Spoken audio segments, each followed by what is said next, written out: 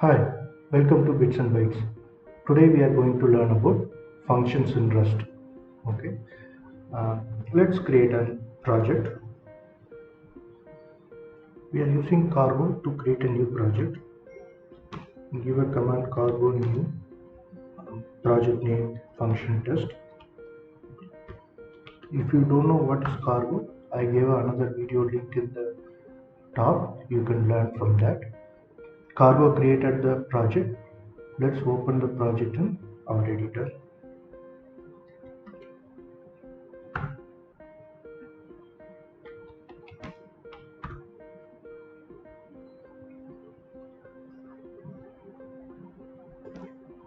When we are open the main.rs file, there is already a function available which is called main.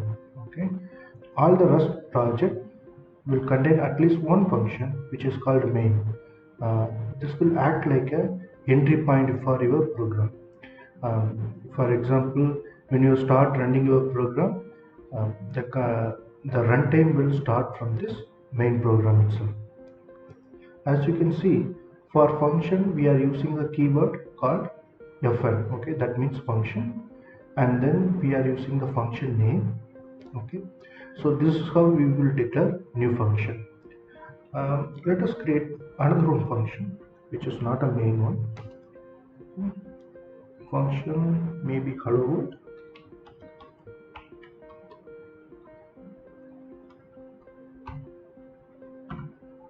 If you see, I use snake case in for the function name, so that is a Rust naming convention.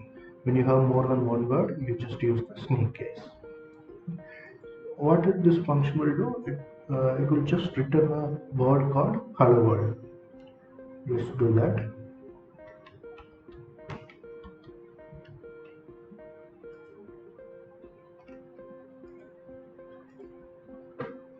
Now it's showing some error. That means it doesn't have any return type specified in the function. What does that mean?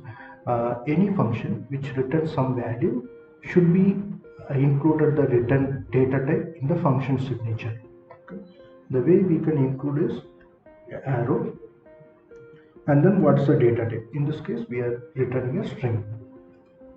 Okay. If you see, it's still showing some error. That error is related to Rust lifetimes. We will learn about Rust lifetimes in upcoming videos. For now, you just add this one, static. Okay, then it should work. What is that means? Ampersand and first to be static. We will learn in upcoming videos. Okay. For now, don't worry about it. And another one thing is different from another programming language is there is no return keyword. I just gave a hello world, then it's accepted as a return value. Most of the programming languages, you have to specify what is a return value with a return keyword or some manner you need to specify, but not for Rust. How it will work means whenever you have some expression in the end of the function definition, Rust will assume that is a return value. What does that mean? Try expression. Okay. If any statement or any instruction which will return some value, that is called expression. If any instruction that does some job but doesn't return any value, that is called statement. So the function can contain statement as well as expressions. For example, if I do like let a equal to 10, this is called statement. Okay, so here we are giving some instruction to create a variable and assign a value, but that particular instruction is not returning any values to us, so that is called statement. But in this case, hello world, it's actually returning a string to us, so that is called expression. So whenever you have expression in the end of the Rust function definition, that is a return value. And also you should not have any semicolons. When you want to take the expression as a return value, you should not specify semicolon. So you just remove the semicolon, then Rust will consider this as a return value. Let's delete that statement. Now we can call this hello world function in our main function. Let's do that. Let world equal to hello world, right? To call function, you just mention the function name and then parentheses.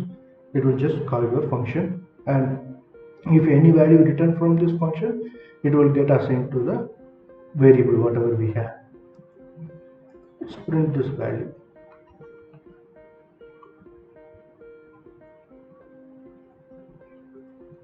Just print hello world.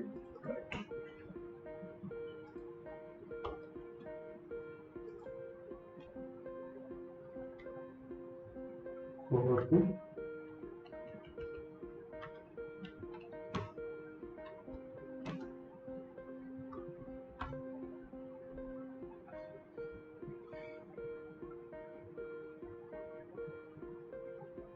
yeah.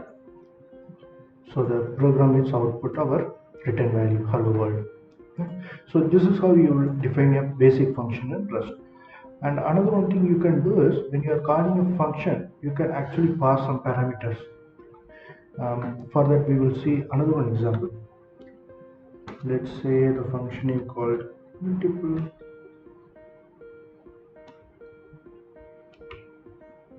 The function is called multiply by 2. Okay. 2.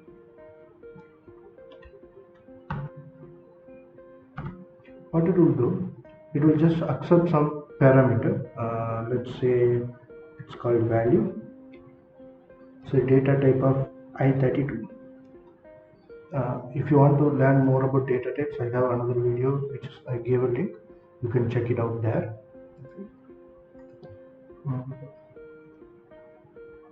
We'll just take the value and then multiply with 2 and then return the value.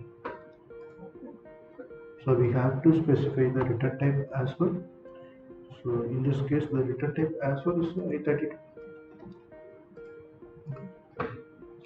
Now we can call this function here. Let's create that output equal to multiply by 2. Now when you are calling this function, because this function accepting some parameter, you must pass the parameter. Okay. That means the function is expecting some value to operate. Okay. If you are not passing the parameter, then the compiler will not compile your program. So you have to pass. Let's just pass 10. Okay.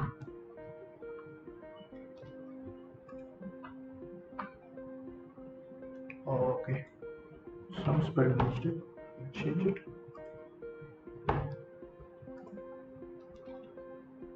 Since we don't have world variable anymore, we'll replace with output.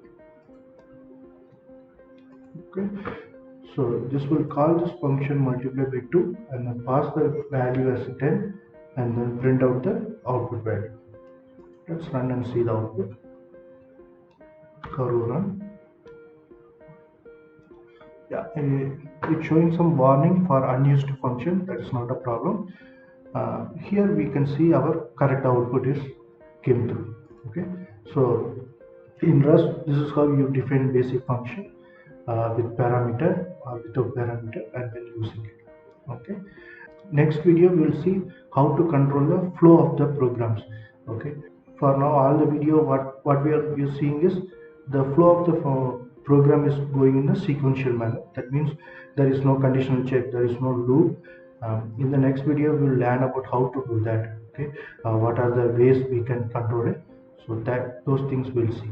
Okay, if you are not subscribed yet, please subscribe so you will get notified for next video. Thank you.